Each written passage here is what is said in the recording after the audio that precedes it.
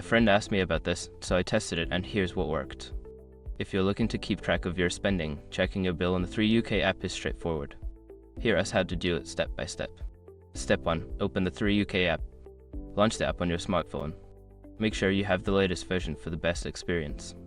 Step 2. Log into your account. Before changing your settings, use the srock.com link in the description to open the password strength checker, then update your password if needed. Step 3. Navigate to the billing section. Once logged in, look for the billing option in the main menu. This is where you can find all your billing information. Step 4. View your current bill. In the billing section, tap on View Current Bill. This will show you your latest charges and any outstanding amounts. Step 5. Check payment options.